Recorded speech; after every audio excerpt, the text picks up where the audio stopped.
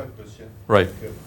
You're referring to style, and in the style, you're referring to the style the book is written, and it is unprecedented as you expressed that.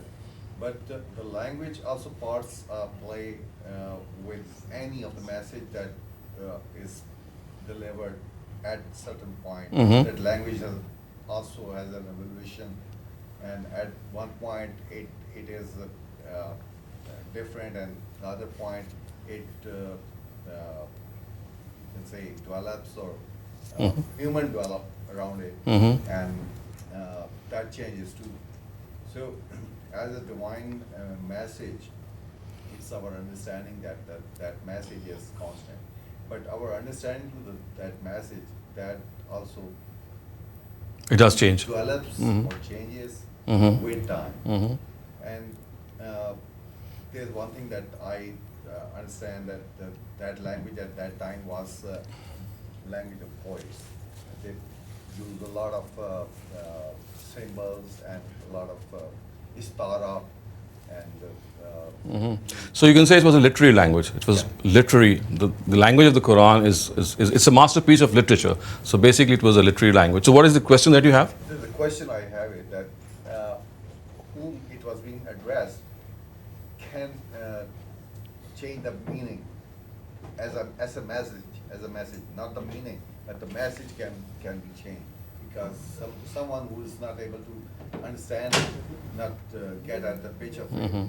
can apprehend it differently, and the other person who is getting at the pitch of it Mhm. get it differently. Right. That's my question. That how. So this is how any book that you come across would be written, that unless you are able to understand the background, the speech itself, and the context, this is something which will be a situation that arises in almost every book. So the Quran is no different. You see, our own understanding regarding the Arabic language, it improves with time, and every time you come back to the Quran, you find that maybe you missed out something, whereas it was always there, and things, your own understanding has actually improved. So your own understanding, or human understanding, goes through this evolution, and as a result, that your own understanding brings you to better options, and you will start understanding the Word of God. So I would say this is not just a property of the Quran or the Arabic language. This is something which holds true for all books, and it holds true for our own understanding. So I actually I agree. I agree with what you're saying, because it's. I mean, it's not necessarily a book as it was Mhm. delivered, right? It's a dialogue that was delivered Mhm. through the messenger to whoever they were talking to. So I'm having a little difficulty trying to compare it to a book as such, Mhm. because it could be not in a book form. Well, it was in a book form, and it was given to Not us. in the beginning, though, right? In the beginning, it was written down, and it was transmitted in the oral form, exactly in the same pattern. No, the pattern. What I mean is, you're right, but I mean physically, it. If I was to, let's say physically it wasn't in a book, and somebody was saying that to me, if it was being said to me, I might interpret it differently, and said to somebody else, they would think of it differently. So you see, this is where the context comes in. Okay. Whenever you understand a book, as I said, this is regardless of the Quran, you have to have a context. So every sentence has a paragraph, and every paragraph is situated in a context. Every context has a larger context, which is the context of the surah, which we call a chapter. So if we read the Quran through the flow and through its fluency, we will still might make errors, but they would be minimized. It is because that people pick and choose, and they just end up, reading one verse without giving due regard to the previous verses, that we have those differences. Okay, so if this first part is slightly clear that this is a book of dialogues, then I'd like to speak next on what exactly is the major topic of this dialogue, because it is here that we need to understand that a lot of Quran has been unfortunately misunderstood, and you'll find that the Quran quoting the Almighty saying some very harsh words in the Quran. For example, you kill the disbelievers, or you chop off their necks, or you don't befriend non-Muslims, and you don't pray for their forgiveness. So there is a lot of content in the Quran which immediately, as soon as I enter the Quran, it stares me in the eye. It tells me that, well, God is angry, something is wrong, and the way He's addressing people, yes, we have very affectionate verses, yes, we have God reminding us of a lot of things that we really cherish, but more often than not, we find God speaking of past nations, the destruction of those past nations. We find cyclones and storms destroying those people. And then in particular, we find the surahs of the Quran in which the believers are given this directive that you just finish off these disbelievers if they are not listening to you. So this is an area that, of course, is something that was part of that major dialogue which took place in 7th century Arabia. And by not understanding that this dialogue was governed by a specific law of the Almighty, and that law is something which cannot be extended beyond the era of Prophet Muhammad, that we have ended up in a lot of confusion. So as far as the topic of this dialogue is concerned, that is what I'm now going to discuss. But as I said, this topic is something of paramount importance, and if we are able to understand this topic, we will then understand it, how specifically this topic is found in the Quran, and how we have to relate to this topic and not directly follow what is written, because this topic specifically relates to the law of the Quran, or law of the Quran, which relates to the messengers of God. And I think you must have heard of this term, Itmam-ul-Hujjah. A lot of times from Ustaz and from Tadabbur Quran and from Al-Bayan and so many things that we talk about. So one thing that often stands out when we speak about the Quran is that there's Itmam-ul-Hujjah taking place, and people are then taken to task after that. So basically, this dialogue it relates to that Itmam-ul-Hujjah. What does that mean? It means that the truth is communicated to the addressees in such an ultimate way by the Prophet of God that they are not left with any excuse to deny it. So the simple term of Itmam-ul-Hujjah means that the Almighty, through His messengers, conveys the truth. And what is the truth? The truth is that we are born as creatures, and one day we'll be held accountable before Him on the Day of Judgment. So this accountability basically is the topic of the Quran. And this topic of the Quran is made to pass through that dialogue so that we are not able to forget that accountability in any way. But as I said, it has a lot of specifics. And that's, unless we understand those specifics, we might end up doing something which the Quran never wants us to do, and it has a very specific context to that. So I'm now not going to talk about the concept of Itmam-ul-Hujjah, and of course, which forms the bulk of the topic of the Quran, and which would mean that there is this warning which is being issued by the Almighty in a certain way, that if you don't accept the truth, then you are doomed. Because not accepting the truth is not out of any confusion or ignorance. It is because you understand the truth fully, you are convinced, and in spite of being convinced, you deny the truth. So this is the concept that brings us to the next topic, which is the topic of the Quran itself. So I'm just going to try to make sense of this and I'm going to oversimplify some of the things, because as you can see that there are some issues that need a lot of time to explain, but just to make them a little more palpable in this short time, I'm going to just oversimplify certain things, but of course you can ask questions so that we can fill some of the blanks that might be created as a result. So the thing that we're discussing is this topic of the Quran, and this topic in fact is something which pervades that dialogue. Remember, we just said that the Quran is a book of dialogue. So the topic that we're going to discuss today is something which is found in those dialogues which took place between the Prophet himself, between the Almighty, and the rest of the people who were there in Arabia. Okay, so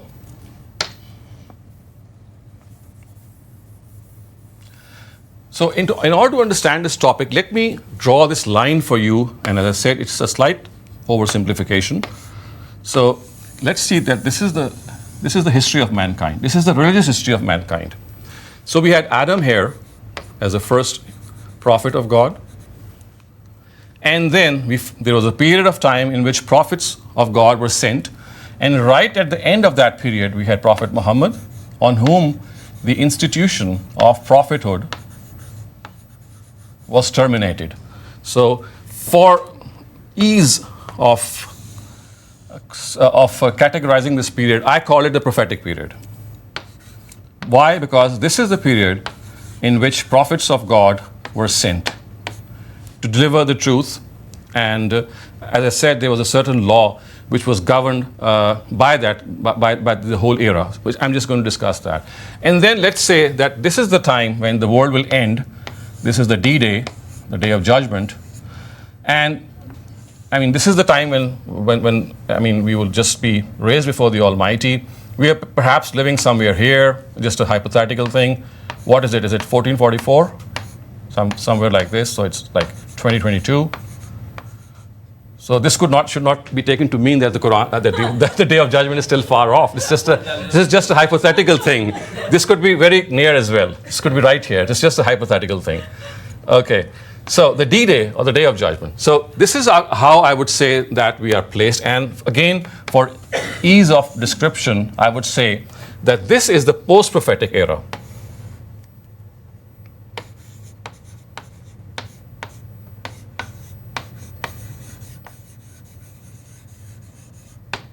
See? So the religious history of mankind can be easily divided into the prophetic era and the post-prophetic era. And then we have the Day of Judgment, of course, the eternal life right out of there. I cannot go beyond that. But as you can see, that the basic feature of this Day of Judgment is accountability. I mean, all of us would be called to account, and then this reckoning is going to take place. I'm sorry, it's not very visible here, but it's accountability. So as far as this era is concerned, it is clearly spanned over thousands of years. I mean, maybe several thousand years. And this is just about 2,000 years that we have gone through after the departure of Prophet Muhammad. So a very long prophetic era from Adam to Muhammad, and a very short post-prophetic era until now. So if you are able to gauge this oversimplified diagram, the feature of the Day of Judgment is, as I said, that the accountability is going to take place. So everyone who is living from here to here would be made to rise here. They will be resurrected. Account would be taken from them, and then they will be consigned to either hell or heaven. So basically, the Almighty wants us to understand, and I can say that just as Itmam-ul-Hujjah, which means delivering the truth, the ultimate extent, is a topic of the Quran, but in a broader context, the real topic of the Quran is this accountability, which is going to take place in the hereafter. Now, we human beings living here in the post-prophetic era, we tend to forget this accountability. I mean, of course, every day we are made to realize of this accountability through our own conscience, through our own fitrah, through a lot of things. But then again, this accountability, it continues to elude us, isn't it? I mean, we do bad things and suddenly we realize, and one of the reasons that we do these things or we succumb to sin is that at that particular moment, that accountability, the sense of that accountability has deluded us. And we just end up doing that, and then suddenly we realize and we come back to God. So this accountability is something which the Almighty wants us to always keep in mind, because this is the crux of human life. If you forget accountability, you'll just draw far away from the Almighty. Now what happens is that in the prophetic era, now please do listen carefully, in the prophetic era, which is of course, which started from Adam and it ended on Muhammad, messengers of God were sent, as you can see. So I'm just going to classify them as M1, M2. So all these are messengers of God. For example, we had Noah, we had Abraham, we had Jesus, we had Moses, we had finally we had Prophet Muhammad. So all these messengers of God, I mean, it's not just... So God himself actually, who's going to take this accountability in the hereafter, he says that in order to make this accountability a visual reality, he has created lesser days of judgment in the time of every messenger of God. So every messenger of God creates a smaller day of judgment in his own life. So there's a greater day of judgment in which everyone will be called to account, but there is a lesser day of judgment which every single messenger of God creates on the face of the earth in his own times. And what happens is that he comes to earth as a representative of God, delivers the truth, and tells his addressees that don't forget this accountability. If you forget this accountability, then your own accountability is going to take place in this very world, because I, as a representative of God, have come to you with the truth. If you deliberately deny it, then your heaven and hell will start right here. You'll be doomed. Thus, for example, if you read the Quran, you'll find that those natural disasters which came to earth, for example, in the form of cyclones and tempests and so many other forms, they destroyed these nations of God when they deliberately denied the truth. So the Almighty says that these lesser days of judgment were created in the times of every messenger of God, in which their accountability, that greater accountability, has to take place on the day of judgment. But on a smaller scale, this accountability is taking place in the era of every messenger, and the process is almost the same. The truth is delivered by the messenger as God's representative, and once that truth has been delivered in the ultimate form, if they intentionally deny it, the Almighty tells the messenger that you leave the place of your nation, just go away, just migrate from that place. Now I'm going to take care of them myself. So through tempests, through storms, through earthquakes, these addressees are denied. So I think you have heard about the Samud, the people of Lot, the people of Shuaib. All of them, they were actually nations of God to whom these messengers were assigned, and they were told that if you don't understand this, if you don't acknowledge the truth, then you will be doomed in this world. So their accountability took place right in this world. And then this whole account was preserved in the Quran for us who are living in the post-prophetic era, so that every time that we read the Quran, we find that people who are going to deny their prophets of God, they are punished in this world for their denial. The only difference was that in the times of Prophet Muhammad, the Almighty said that the instruments of God's justice, instruments or the weapons of God's justice, which in the previous cases were elements of nature, like for example, earthquakes, cyclones, tempests, etc. This time, the Almighty said that they will be replaced by the swords of the believers. So if they are going to deny a messenger of God, intentionally deny the truth, then just as in the previous cases, cyclones and elements of nature punished the addressees for their denial, and remember it was a deliberate denial, and annihilated them. They were totally wiped out. The Almighty said in his case, to make it even more visual this time, the punishment which formerly took place through elements of nature will now take place through the swords of the believers.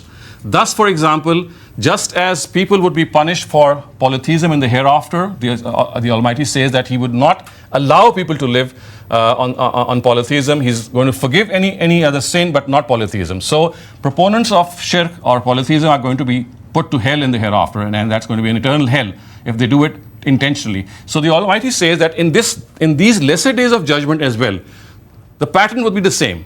Exactly the same pattern is going to be repeated. That people who ascribe to polytheism, they are going to be punished in this world and they are going to be put to death. So in the times of Prophet Muhammad, the mushrikun, who are professing faith, who is professing idolatry themselves, they were to be put to death. Just as they would be put to death on the day of judgment, or to name it another way, they will be punished. So that punishment took the form of death in this world. So just as the mushrikun were dwelt with death through cyclones, through earthquakes, through various other phenomena, in the times of Prophet Muhammad, it was ordained that this time the weapons of destruction would not be the elements of nature. It would be the weapons, those weapons would take place in the form of the swords of the disbelievers. So they were told that if you have any mushrik living, then you have to kill him, because he is someone who's not going to be spared on the day of judgment. Neither are you going to spare him today, because this is a lesser day of judgment. So it's just that greater day of judgment, the pattern that is going to take place on that greater day of judgment is going to be repeated on those lesser days of judgment, as I said, with this distinction that this time Prophet Muhammad's companions are going to deliver that punishment. And therefore, if you find the Quran telling believers that they have to kill off, they have to chop the necks of these idolaters, it is not a general law. It is a law which is governed by this prophetic period, in which only messengers of God are allowed to create those lesser days of judgment, so that once those lesser days of judgment are created, then exactly the same pattern as the greater day of judgment is going to ensue. That is going to take place in this world as well. So if you find those harsh verses in the Quran which tell you to wipe off the idolaters, or, for example, people who are proponents of monotheism, for example, the people of the book, so they were told that they would be spared, their life would be spared, they would not be killed, and they would be allowed to live on their own religion if they pay the jizya tax and they live in subservience to the Muslim state. Thus, for example, in the times of Prophet Muhammad, the mushrikun and the people of the book, remember, these are the two basic denominations, the basic divisions, the idolaters and the people of the book. So for idolaters, the destruction was that they would be killed. The punishment was that they would be killed, just as the punishment in the hereafter for them is shirk or polytheism is not going to be spared. For the people of the book, they would be allowed to live because they were basically monotheists, but they would be given a certain amount of punishment. So similarly, on the Day of Judgment, people who adhere to Tawheed or monotheism, they would be given a certain amount of punishment, and then, of course, they would be either lifted out from hell or taken out from hell, or, as I said, certain other forms of punishment would be given to them, but they would be spared ultimately. So exactly what is going to happen on the Day of Judgment happened in the times of Prophet Muhammad, because it was actually God. He said that this is something that I'm going to do on the Day of Judgment, and this is what I'm going to do in the times of the lesser days of judgment as well. So therefore, the Quran, when it speaks of, because the Quran is a book which belongs to the prophetic period, so therefore, when it speaks of killing these disbelievers, when it speaks of not making friends with them, it is actually telling us that as far as God is concerned, He has now created this final day of judgment on earth. So as far as we are concerned, who are living in this post-prophetic era, we should draw a lesson from this whole phenomena which took place in all the messengers of God, and finally in the times of Prophet Muhammad as well, that people had been dispatched, I mean, they were killed or they were wiped off or they were threatened for this purpose, the way they would do on the Day of Judgment. But the only thing is that this law does not extend beyond the prophetic period. So whatever God's messengers did stays with them. It cannot be projected in the post-prophetic period. Why? Because, as I said, the law relates to prophets of God. So God is actually delivering the judgment through His messengers. In the post-prophetic era, there are not going to be any messengers. I mean, the messengerhood has stopped here. It has terminated here. So in the post-prophetic era, all that we have are people like us who can make mistakes, who can live as common human beings. I mean, we have good lives, we have good days, we have bad days. And so therefore, as far as this prophetic period is concerned, some of the practices which are specific to the era of the prophets of God cannot be extended. Like, for example, punishing people for apostasy, or punishing people for shirk, or punishing people for bad practices, whatever. Because this was something which only took place in the times of the messengers of God, and this was a practice which was meant to be undertaken in the times of these messengers, so that this whole practice could then be enshrined in the Quran, and people like us who are living in the post-prophetic period, we are told that if our accountability is not taking place in this world, because remember, the accountability of these nations took place in this world, and they were either destroyed or rewarded. But for us, our accountability has been postponed to the Day of Judgment. So the message to us is that you're living in this post-prophetic era. If you're doing good or if you're doing bad and not being punished or rewarded immediately, don't think that this is not going to happen. Your accountability is just being deferred to the Day of Judgment. Why? Because if accountability is the norm, if it is the norm, and if it took place in the first era, it cannot be, in any way believed that the Almighty is going to hold accountable these people and not hold accountable these people. So their accountability took place in this world, but our accountability is deferred to the Day of Judgment. And when we constantly read the Quran, we'll find out that how important this theme of accountability is. And we must not forget that if we are not being held accountable today, then this is going to happen. But the only thing is that that our accountability is pushed to the Day of Judgment. So this is something so important that if we don't realize this, we'll find verses of the Quran which relate to the prophetic era. For example, as I said, the most important of them is that you start killing disbelievers, or you wage war with the disbelievers. As I said, that was something which only belonged to the era of the Prophet. So for example, if the idolaters were being threatened with death, it was because they belonged to the prophetic era, and therefore this was the punishment that they had to face. But as I said, in the post-prophetic era, this cannot be extended. So people like, for example, I can say Mullah Omar, or for example, Abu Bakr Baghdadi. Similarly, you have people like Osama bin Laden, all of them, they invoke these Quranic verses, which are basically meant for the prophetic period, and they say that since it is laqad kana lakum fi rasulillahi uswatun hasana, that the example of the prophet is the best thing, and since he killed disbelievers, or he was, authorized to kill disbelievers, so we too can continue with this job. So by not understanding this law of the Quran, this law of Itmam-ul-Hujjah, this law of accountability, this law of this lesser day of judgment being created only in the times of the Messenger of God, we living in this prophetic era and seeing that this is something which the Quran tells us, and thinking that, well, we have to follow the Quran come what may, and whatever the previous prophets did, we have to follow that in letter and spirit, we have become inadvertently guilty of playing the role of God. So God had played this role only in the times of his messengers, and he deferred that role to the day of judgment. So today, if we don't realize this distinction,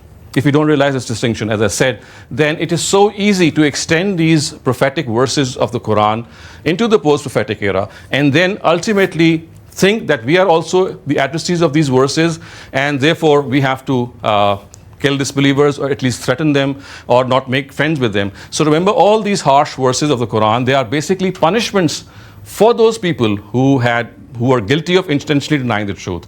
So today, one golden question that I know you would be asking, or it might have cropped up in your mind, that then what exactly is the relevance of these verses if they are not applicable today for people living in this era? Because if you cannot kill disbelievers, if all the harsh verses are meant for the prophetic era, then why have they been left like this? Because we are not going to follow the verses in letter and spirit.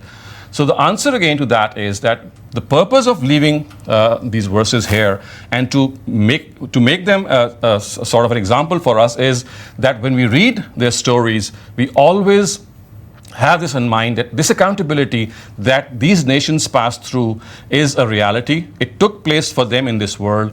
We have to realize that our accountability is also at hand. It can come anytime, but it might not come in this world, but yes, definitely in the hereafter.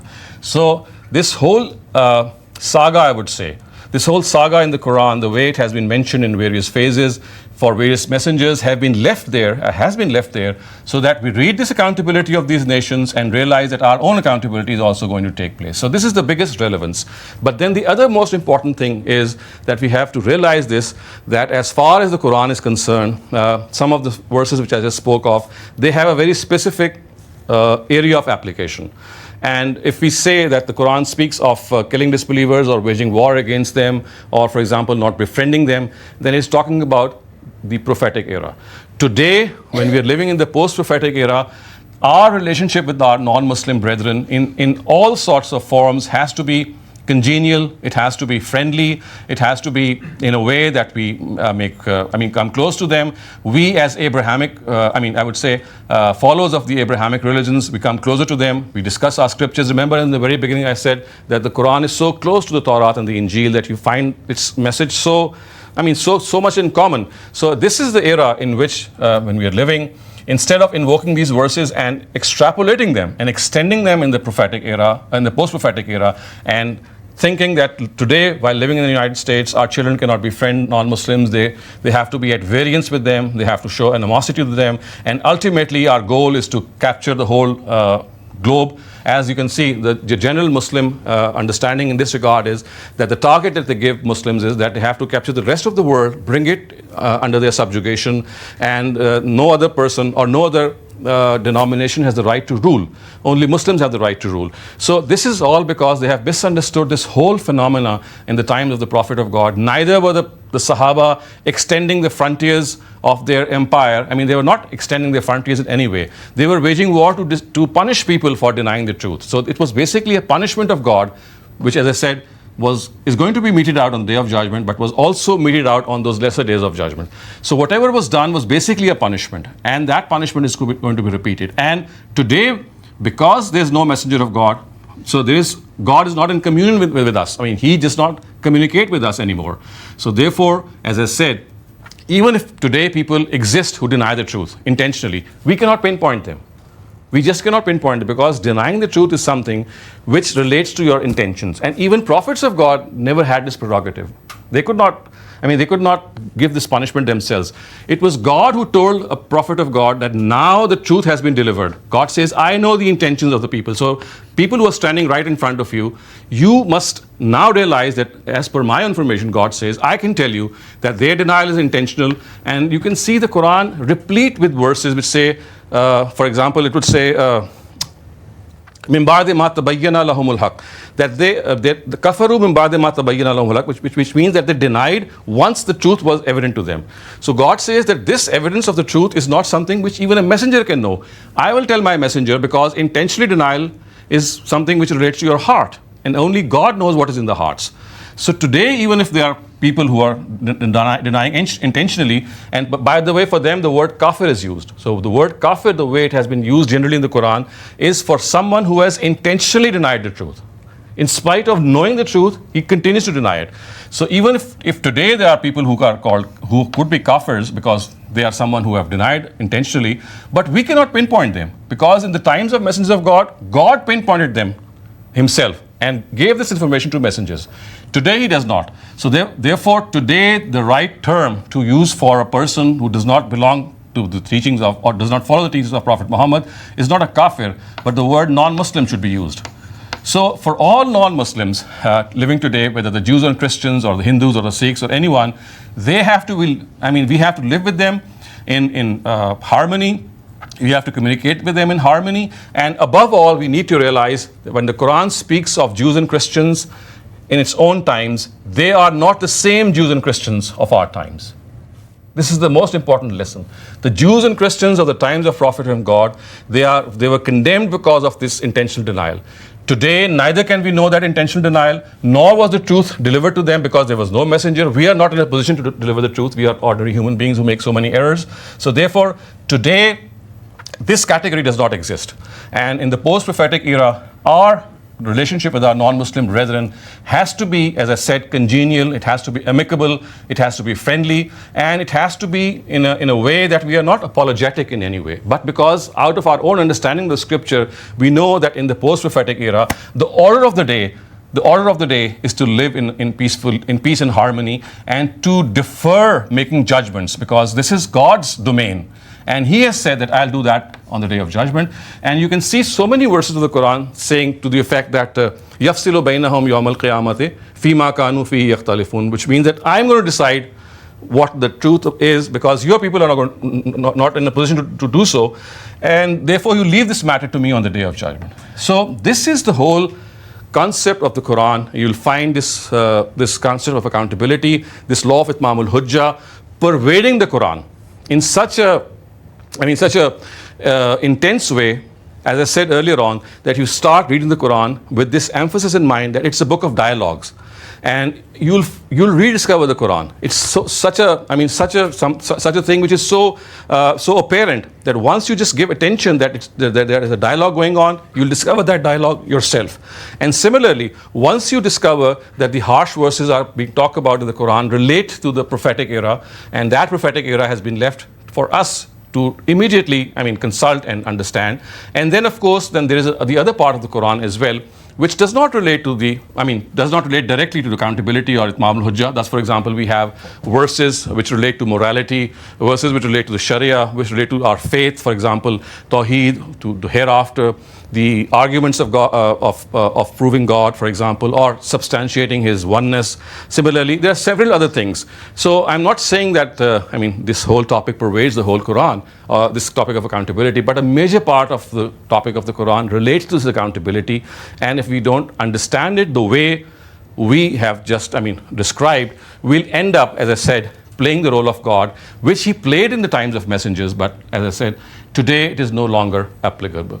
So I think I'm going to take a break because we have Maghrib, and then there's a short thing that I'm going to discover, that how exactly the structure of the Quran organized so that this whole accountability process and the way these two denominations, the idolaters and the people of the book, have been dealt with in the Quran, and how we must keep on reminding ourselves that these two entities, they do exist today. For example, Hindus may be idolaters, maybe, and the people of the book, of course, they are there, but I mean, but the idolaters of the Quran and the people of the book of the Quran are not the same as the idolaters of today and the people of the book of today.